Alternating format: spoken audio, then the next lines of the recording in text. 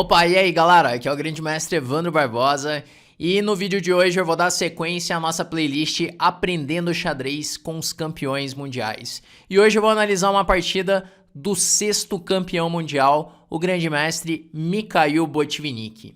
Bom, mas antes de começar aqui eu quero dar um recado rapidinho. Nessa semana eu não vou conseguir fazer a nossa live, o nosso treino de quarta, porque eu vou jogar um torneio, eu vou jogar os Jogos Regionais de São Paulo, onde eu represento a cidade de Osasco. Então, por esse motivo, eu não vou conseguir fazer o nosso treino de quarta, tá, galera? Mas na semana que vem, estamos de volta aí, quarta-feira, às 20 horas, combinado? Bom, então vamos começar aqui. Mikhail Botvinnik foi o sexto campeão mundial. Botvinnik foi um dos maiores campeões mesmo. Foi um jogador que realmente revolucionou o xadrez. Botvinnik ele foi ali o patriarca da escola soviética de xadrez. E ele foi o primeiro jogador que encarou o xadrez realmente de uma maneira profissional. O Botvinnik, ele criou uma maneira assim, ele criou uma preparação para torneios nunca vista antes, preparando profundamente o repertório de aberturas, estudando o estilo de jogo de cada um dos seus adversários e fazendo uma análise rigorosa das próprias partidas para assim conseguir eliminar todos os erros e corrigindo todos os defeitos do jogo, né? Então, o Botvinnik, ele dominou o xadrez durante uma era. Ele foi um jogador, assim, difícil de bater mesmo. Um exemplo é o match contra o Tal. O Tal ganhou o match, teve um match revanche e o Botvinnik, ele recuperou o título. Outro exemplo, contra o Smyslov. Smyslov ganhou o primeiro match contra o Botvinnik. No match revanche, Botvinnik recuperou o título. Então, realmente um jogador difícil de bater aí, o Botvinnik. Bom, mas então vamos começar a análise aqui da partida. A partida que eu vou analisar é a partida que foi jogada pelo Botvinnik de brancas contra o Capablanca. E essa partida ela é bem interessante porque é um confronto entre um jogador profissional, né, um jogador que realmente se preparava para as competições, para as partidas, na melhora do jogo, contra o Capablanca, que o Capablanca representava mais o talento, né? O Capablanca, ele nunca foi um jogador que realmente trabalhou ali para melhorar o próprio jogo. Ele sempre foi um jogador muito talentoso. Talvez esse tanto talento tenha deixado o Capablanca um pouco preguiçoso para evoluir como jogador. Mas então vamos lá, vamos começar. Botvinnik de brancas, ele começou com lance 1 D4, então seguiu cavalo F6, C4 E6, então cavalo C3 e agora bispo B4. O Capablanca ele joga uma Ninja contra o Botvinnik. A Ninja é uma das defesas mais clássicas que existe. E depois do lance bispo B4, as brancas fazem E3, um lance bem natural nessa posição para completar o desenvolvimento, desenvolver o bispo para D3, e aqui as pretas fazem D5. Existem várias maneiras de jogar essa posição, essa Ninja. Outra maneira de jogar é com C5, por exemplo, A3, bispo C3, B toma C3, levando para essa estrutura de peões onde as brancas ficam com os peões dobrados na coluna C. Então a estrutura de peões das brancas fica debilitada, os peões dobrados e um peão isolado em A3. No entanto, o branco tem o par de bispos e as brancas vão tentar compensar essa pior estrutura de peões usando o par de bispos. Já as pretas vão tentar deixar a posição fechada, bloqueando os bispos e tentando assim atacar o peão de C4, atacar os peões dobrados das brancas. Bom, mas essa seria uma outra estrutura de peões. Aqui o Capablanca ele preferiu jogar com D5, então seguiu A3, bispo por C3 e agora B por C3. Essa é uma outra maneira de jogar essa variante da Ninja. As pretas também cederam um par de bispos para conseguir uma melhor estrutura de peões, mas agora vai ser um pouco diferente. As pretas não vão atacar diretamente os peões dobrados. As pretas vão jogar com C5, que foi o lance do Capablanca, então C por D5 e agora E por D5. E acontece que mesmo desaparecendo aqui o peão de C4, os peões dobrados das brancas, a casa C4 ela continua sendo uma casa fraca, porque ela não pode ser defendida por outros peões. Então, usando essa casa, tentando trocar o bispo de casas brancas, é que as pretas vão tentar criar contra-jogo nessa posição. E aqui o Botvinnik ele vai tentar usar o par de bispos, que pode ser uma vantagem bem grande no meio jogo. Esse sistema na Ninja é um sistema que o Botvinnik jogou várias vezes. Então, como eu disse no começo do vídeo, o Botvinnik ele fez um trabalho muito grande na evolução do estudo de aberturas. Ele desenvolveu vários sistemas de aberturas e esse sistema da Ninja ele contribuiu bastante para a evolução. Então aqui roque e agora cavalo E2. As brancas desenvolvem um cavalo para E2 porque o branco ele ainda pode pensar em jogar com roque, F3 e E4. Esse é um plano temático dessa posição. A ideia das brancas é conseguir ficar com um centro de peões e também colocar o bispo de C1, o bispo de casas pretas em jogo. No momento em que esse bispo entrar em jogo, as pretas vão enfrentar vários problemas, porque o preto ele não possui esse bispo de casas pretas. Bom, então aqui, depois de cavalo E2, seguiu B6. A ideia do Capablanca é jogar com bispo A6 para trocar o bispo de casas brancas. Então roque, bispo A6. E aqui as brancas fazem bispo toma 6. F3 direto também poderia ser uma ideia, com o objetivo de fazer E4. Mas o Botvinnik fez bispo A6, cavalo A6 e agora bispo B2. Vale lembrar que nessa época, né, essa partida ela foi jogada em 1938, num torneio de Avro, que é um torneio bastante famoso. Inclusive tem um livro de análises de partidas desse torneio, que teve... Esse torneio reuniu vários jogadores fortes da época, então é um torneio bem interessante de analisar as partidas, dá para aprender muito com esse torneio, o Avro 38. E o que eu ia falar é o seguinte, que estava desenvolvendo a teoria dessa abertura. Então, o lance bispo B2 não é bem o lance mais forte dessa posição, mas o Botvinnik ele estava começando a desenvolver a teoria dessa posição. Então, tudo bem, ele estava testando ainda as posições. Hoje em dia, as brancas jogam com dama D3 imediatamente nessa posição e não perdem um tempo desenvolvendo o bispo para B2. Às vezes esse bispo ele pode sair direto para uma casa mais ativa.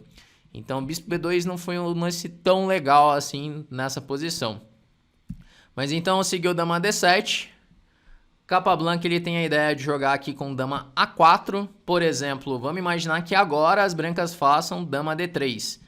Então, dama A4 é um lance muito forte, porque paralisa toda a ala da dama, a dama fica muito bem colocada aqui em A4.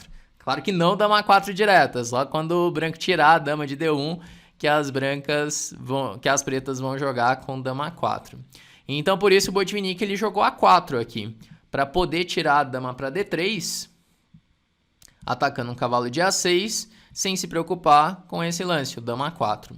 Então seguiu aqui torre E8, torre de F8, e esse lance talvez tenha sido assim um primeiro erro do Capablanca. Aqui o Capablanca ele poderia ter tomado a iniciativa fazendo o lance C por D5, C por D5 e agora torre de F para C8, com a ideia de trazer a torre para C4. Então jogando, por exemplo, torre C4 e torre de A para C8. Então aqui o preto ele consegue a iniciativa nessa posição, as peças vão ficar muito ativas. Mas o Capablanca acaba jogando de uma maneira superficial, aqui ele faz um lance torre de F8, então seguiu dama D3, e aqui veio C4. E esse lance ele é um grave erro posicional do Capablanca.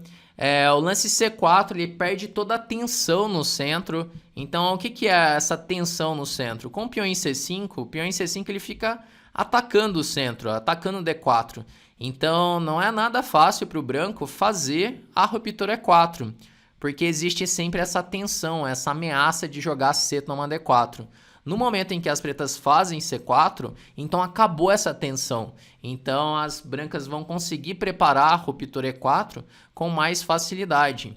Então esse lance acabou sendo um erro. A ideia do Capablanca era jogar cavalo B8, cavalo C6, cavalo A5 e então cavalo B3. E o cavalo ele vai ficar bem na sexta e as pretas podem até conseguir ganhar o peão de A4, mas é uma manobra muito lenta. Então, o Capablanca, ele ainda estava... ele não estava considerando, nesse momento, fatores dinâmicos. Então, esse, inclusive, era um problema do Capablanca em algumas das posições, que ele acabava subestimando fatores dinâmicos da posição. Então, é claro que gastar tantos tempos assim com o cavalo...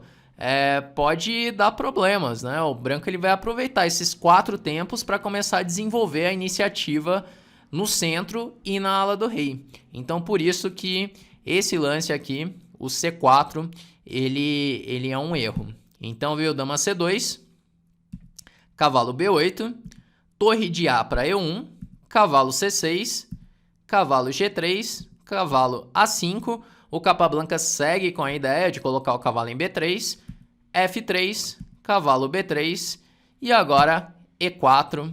As brancas conseguem fazer a ruptura no centro e o preto faz dama por A4.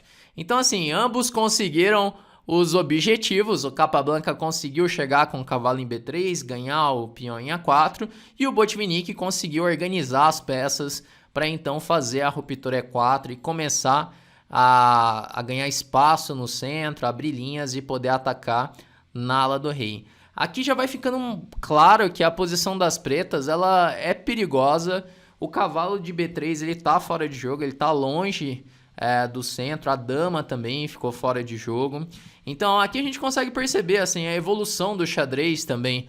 O Botvinnik, mesmo ele sendo um jogador com uma característica de jogo mais posicional, ele já dominava muito bem fatores dinâmicos. Ele conseguiu perceber que valia a pena sacrificar o peão para conseguir essa iniciativa no centro e na ala do rei, e que as peças do Capablanca ficariam mal colocadas. Enquanto o Capablanca ele estava preso ainda em elementos estáticos da posição, não estava considerando tanto esses elementos dinâmicos, né, como a iniciativa, como vai acontecer aqui na partida. Bom, então aqui veio E5, cavalo D7, ameaçou jogar cavalo de B para C5. Então, por isso, as brancas fazem dama F2 para não ter mais esse tema. E a ideia das brancas agora é jogar F4, F5, F6 ou F4, F5, E6 e começar a abrir linhas na ala do rei. A posição das pretas começa a ficar bem perigosa aqui. Então veio G6, F4, ameaçou F5, abrindo toda a posição na ala do rei. Então, o próximo lance das pretas é praticamente forçado, o F5. Então, E por F6, assim abrindo linhas, abrindo a posição. Cavalo por F6.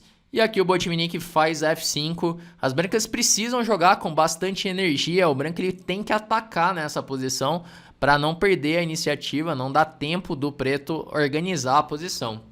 Então, aqui seguiu torre por E1, torre por E1, torre E8.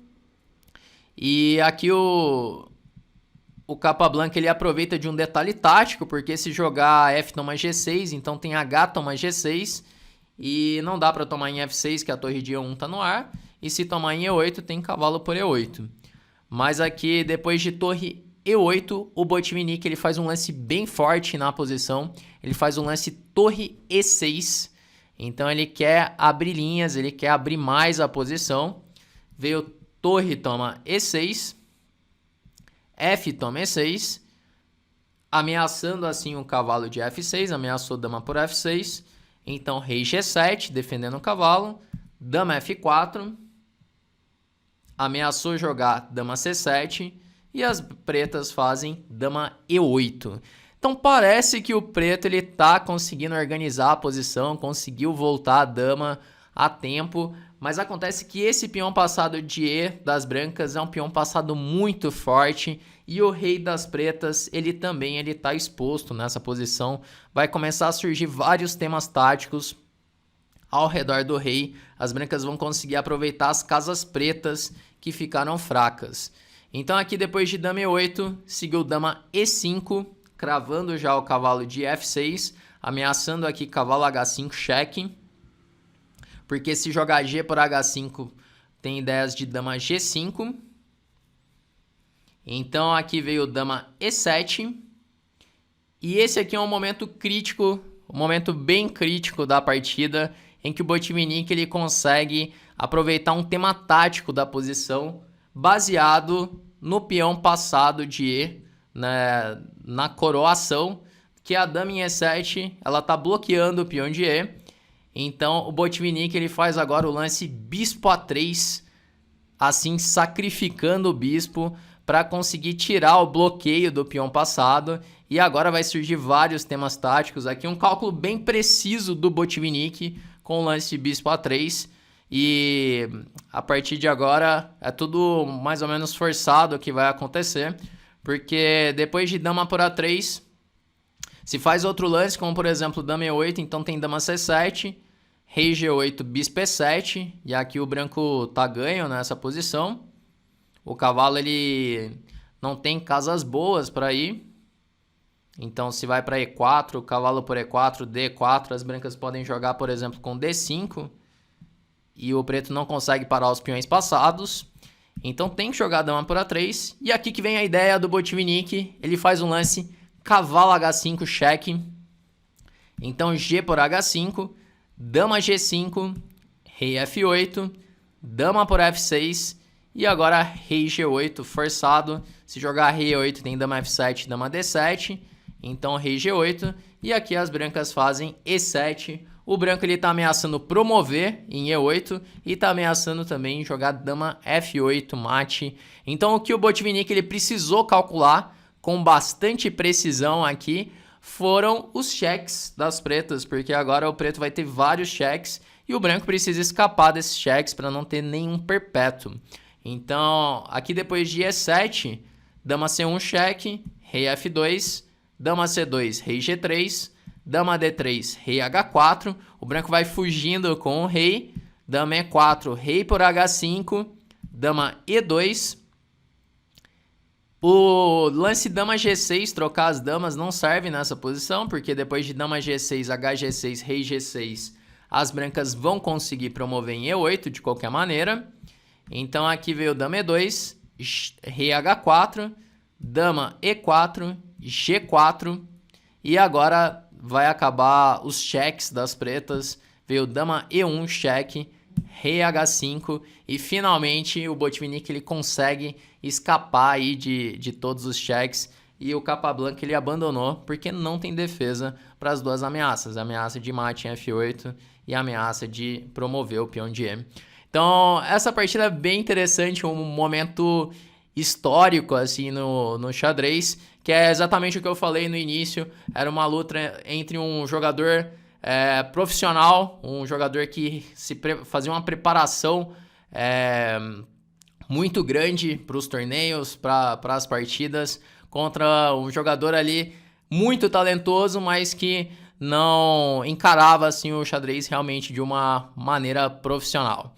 Então essa partida que eu queria mostrar para vocês, partida do Mikhail Botvinnik, foi um dos campeões mundiais assim que mais somou para a história do xadrez, realmente um jogador genial. Bom, e no próximo vídeo, dando sequência à nossa playlist Aprendendo Xadrez com os Campeões Mundiais, eu vou analisar uma partida do 7º campeão mundial, Vassili Smyslov, que tinha um jogo bastante posicional, um jogo bastante simples, fácil de entender. Então é um jogador que eu acho o estilo de jogo muito interessante. Mas enquanto isso, deixa aí nos comentários o que você achou do 6º campeão mundial, Mikhail Botvinnik, que eu vou tentar responder todos os comentários, beleza? Bom, então vamos encerrar por aqui e até o próximo.